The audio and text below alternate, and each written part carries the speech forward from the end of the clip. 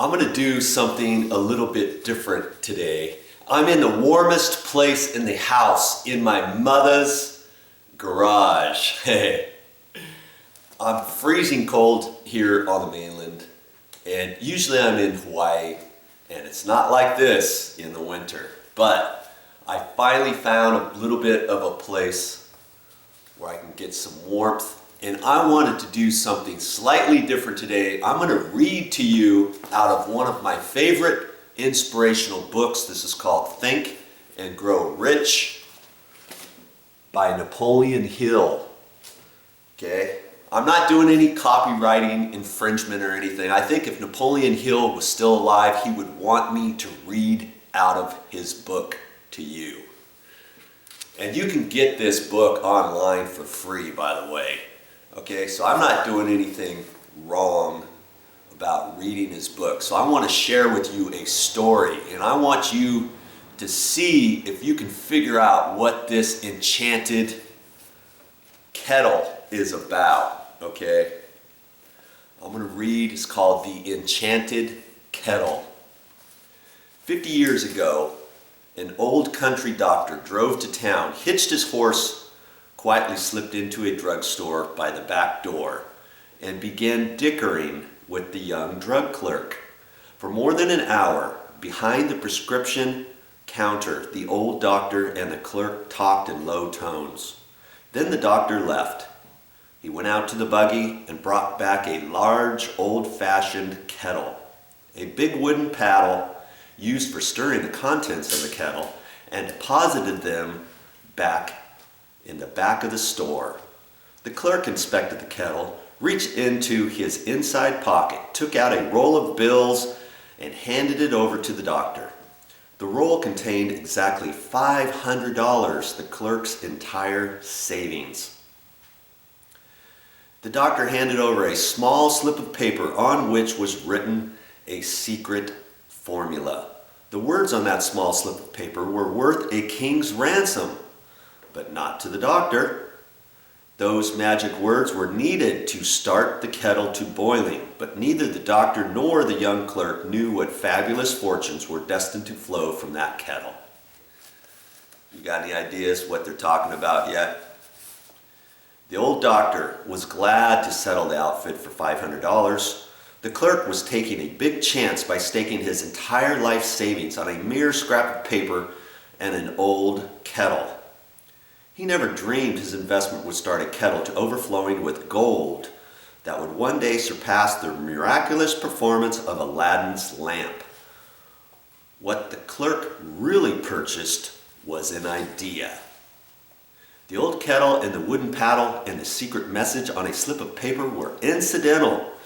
The strange performance of that kettle began to take place after the new owner mixed with the secret instructions an ingredient of which the doctor never knew about.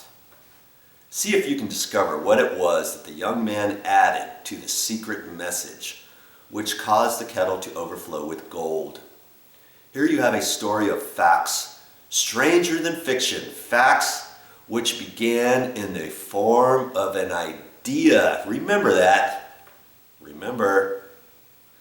Let us take a look at the vast fortunes of gold this idea has produced. It has paid and still pays huge fortunes to men and women all over the world who distribute the contents of the kettle to millions of people.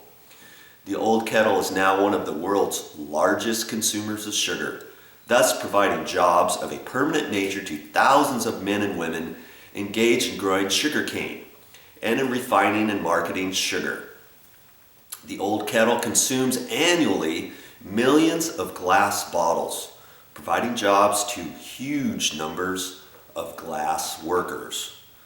The old kettle gives employment to an army of clerks, stenographers, copywriters, and advertising experts throughout the nation.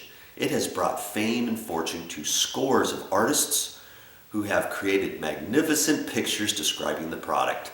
The old kettle has converted a small southern city into the business capital of the South, where it now benefits directly or indirectly every business and practically every resident of the city. The influence of this idea now benefits every civilized country in the world, pouring out a continuous stream of gold to all who touch it. Gold from the kettle built and maintains one of the most prominent colleges of the South, where thousands of young people receive the training essential for success. If the product of that old brass kettle could talk, it would tell thrilling tales of romance in every language. Romances of love, romances of business, romances of professional men and women who are daily being stimulated by it. The author is sure of at least one such romance, for he was part of it, and it all began not far from the very spot on which the drug clerk purchased the old kettle. It was here that the author met his wife, and it was she who first told him of the enchanted kettle. It was a product of that kettle that they were drinking when he asked her to accept him for better or worse.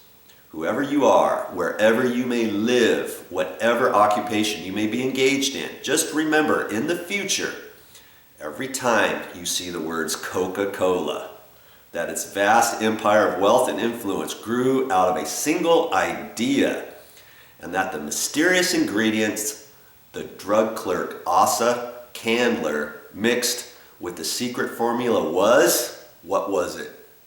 It was imagination. Stop and think of that for a moment. Remember also that the steps to riches described in this book were the media through which the influence of Coca-Cola has been extended to every city, town, village, and crossroads of the world, and that any idea you may create as sound and meritorious as Coca-Cola has the possibility of duplicating the record of this worldwide thirst killer. Now, did you catch any of that? That what he mixed in with the special kettle was imagination? I want you to think about all of the things that you have knowledge of, that you have an idea about bringing to the world, some sort of idea that you thought, hey, you've seen it years later. Hey, I thought of that first. Why didn't I do something with that? You know, you've got things in your brain right now that can make a fortune if you just go out and do something about it. Okay? I want you to remember that, because I'm just an average Joe. I'm bringing you this story because I want you to be successful with whatever it is that you can bring to the world that can make you a vast fortune and maybe make a difference in somebody's life. Okay, that's all I have for this time, but I'll be back with more videos.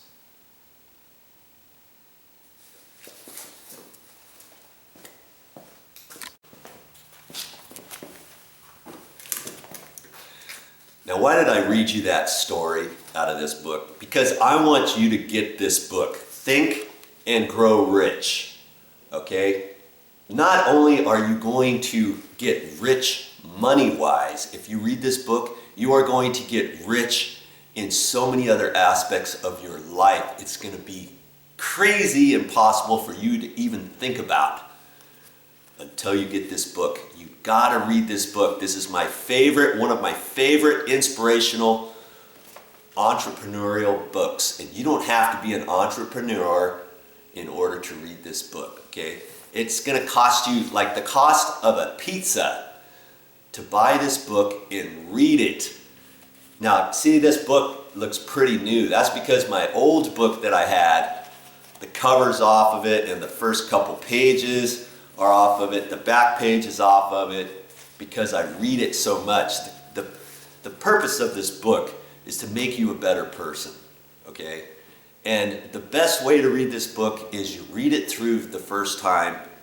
You don't write anything down or anything, just read it and absorb whatever you can get out of it. The next time you read it, and they say to read a book 3 times, okay? You've got to read this at least 3 times. The first time, just like I explained. The second time, you are then going to start making some notes, earmarking the different pages, write certain things down. The third time, you're gonna start applying this stuff. Write this stuff down and do what it says for you to do. You'll be amazed at what you can get out of this book. Okay, Think and Grow Rich, Napoleon Hill. You got to get it.